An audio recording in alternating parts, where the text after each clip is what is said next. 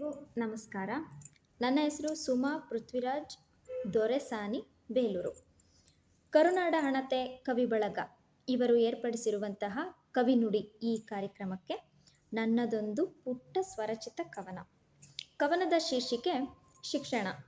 ಎಲ್ಲರಿಗೂ ಬೇಕು ಶಿಕ್ಷಣ, ಎಲ್ಲದಕ್ಕೂ ಬೇಕು ಶಿಕ್ಷಣ. ಎಲ್ಲರಿಗೂ ಬೇಕು ಶಿಕ್ಷಣ, ಎಲ್ಲದಕ್ಕೂ ಬೇಕು ಶಿಕ್ಷಣ. ಮಕ್ಕಳ ಜೀವನ ರೂಪಿಸುವ ಮಾರ್ಗದರ್ಶನವೇ ಈ ಶಿಕ್ಷಣ. ಮಕ್ಕಳ ಜೀವನ ರೂಪಿಸುವ ಮಾರ್ಗದರ್ಶನವೇ ಈ ಶಿಕ್ಷಣ. ಆದರೆ ಈ ಶಿಕ್ಷಣವನ್ನು ಕೊಡಿಸುವ ತಂದೆ ತಾಯಿಗೆ ಮಾತ್ರ ಇದು ಶಿಕ್ಷೆ, ಹಣ. ಕೇಳಿರಬಹುದೇನೋ ನೀವು ಆಂಗ್ಲ ಮಾಧ್ಯಮ ಶಾಲೆಗಳ ಗುಣಗಾನ.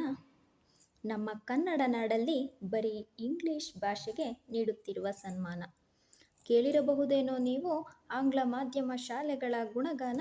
ನಮ್ಮ ಕನ್ನಡ ನಾಡಲ್ಲಿ ಬರೀ ಇಂಗ್ಲಿಷ್ ಭಾಷೆಗೆ ನೀಡುತ್ತಿರುವ ಸನ್ಮಾನ. ಇದನ್ನೆಲ್ಲ ನೋಡುತ್ತಿರುವ ತಂದೆ ತಾಯಿಗೆ ಇಲ್ಲ ಮಕ್ಕಳ ಜೀವನದ ಸಂಕಲನ. ಇದನ್ನೆಲ್ಲ ನೋಡುತ್ತಿರುವ ತಂದೆ ತಾಯಿಗೆ ಇಲ್ಲ ಮಕ್ಕಳ ಜೀವನದ ಸಂಕಲನ. ಇತ್ತೀಚಿನ ದಿನಗಳಲ್ಲಿ ಸರ್ಕಾರಿ ಶಾಲೆಗಳು ಮುಚ್ಚುತ್ತಿರುವುದೇ ಇದಕ್ಕೆ ಕಾರಣ. ಇತ್ತೀಚಿನ ದಿನಗಳಲ್ಲಿ ಸರ್ಕಾರಿ ಶಾಲೆಗಳು ಮುಚ್ಚುತ್ತಿರುವುದೇ ಇದಕ್ಕೆ ಕಾರಣ.